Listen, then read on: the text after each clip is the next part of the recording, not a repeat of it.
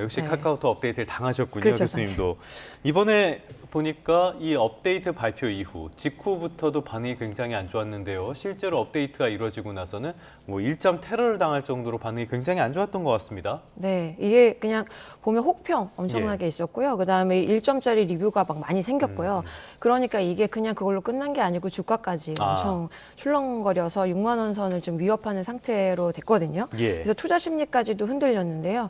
이게 이제 보면은 그 서비스의 핵심 경로라고 있습니다. 그래서 보면 연락처를 보고 검색을 하고 그다음에 이제 채팅까지 하는 이런 핵심 경로에다가 광고를 좀 더 집어넣고 그걸 통해 가지고 체류 시간을 좀 늘리고 해가지고 이런 목표를 이제 과도하게 접목을 한 게 이제 이런 그 소비자들의 혹평이나 1점 리뷰를 불러일으키지 않았나 이렇게 분석이 되고 있죠. 네, 지금 이번 사태로 인해서 경영진의 책임론까지 등장하고 있는 상황인데 지금 김범수 카카오 창업주의 공석을 정신화 대표가 메우고 있지 않습니까? 네네. 이런 정책, 이런 그 발표들이 이 사용자의 니즈보다 수익성을 더 방점을 뒀다 이런 지적들이 나오고 있는데 어떻게 보세요? 그렇죠. 그 이제 회사도 이런 그 이제 변경 수정을 하면서 단기적으로는 사용자가 좀 반발을 할 거다라고 예상을 했다고 합니다.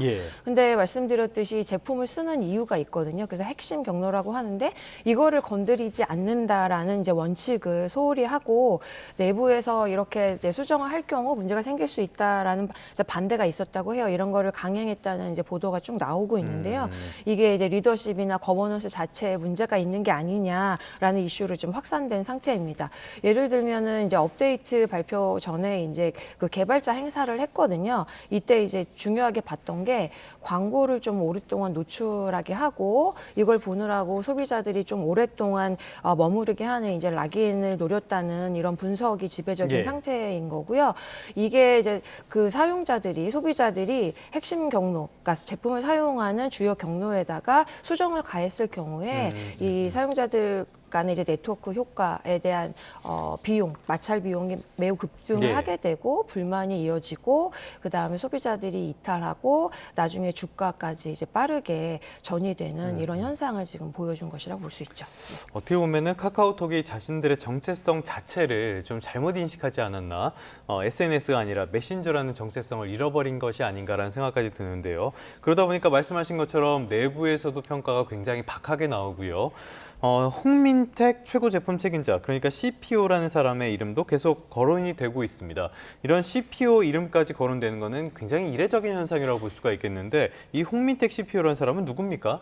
이게 홍민택 지금 이제 카카오 안에서 최고 제품 책임자. 네. 그래서 CPO라고 이제 그 임명이 됐고요. 원래 이제 토스뱅크의 전 최고 경영자였습니다. CEO. 그래서 2025년 2월에 카카오 합류를 하게 됐고 지금 이제 카카오톡이랑 카카오맵에 대한 이제 제품 총괄을 맡고 있는 상태입니다. 그래서 이게 개편을 할 때 내부에서 의사결정이 있잖아요. 근데 의사결정할 때 이게 제대로 된 의사결정인지에 대한 검증을 제대로 했느냐, 의사결정을 어떻게 했느냐 이런 절차가 지금 도마에 오른 상태라고 볼 수 있습니다. 네. 아마 많은 분들이 빠르게 좀 복구가 됐으면 좋겠다 이렇게 바라고 계실 텐데 언제 원상 복구가 되는 건가요, 그러면? 지금 카카오에서는 4분기 내에 적용을 하겠다, 롤백을 하겠다 이렇게 밝혔는데요.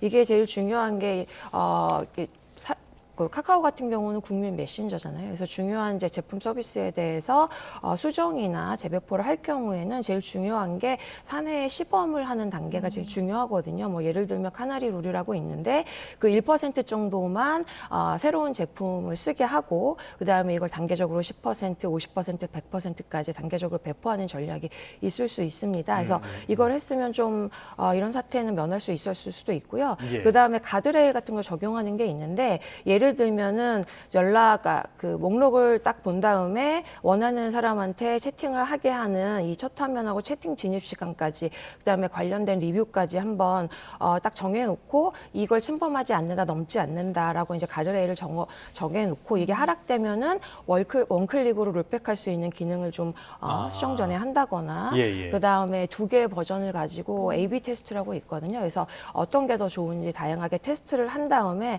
사전에 보정을 한다. 한다거나 또는 이제 뭐 업무로 메신저를 사용하거나 고령의 사용자거나 예. 학부모들과 같이 이렇게 목소리가 큰 사용자들이 있거든요. 그래서 이들에 대한 샘플을 좀 과대로 해가지고 의견을 많이 좀 또 적용을 한다거나 이렇게 하는 게 있을 거고요. 나중에 이제 친구 목록 같은 경우는 핵심 기능이니까 고정을 하고 지금 하고 싶은 SNS 기능은 또 별도 탭으로 만드는 이런 서비스를 제공을 빨리 하면은 신뢰 회복이 좀 빨라지지 않을까 이렇게 보고 있습니다. 네.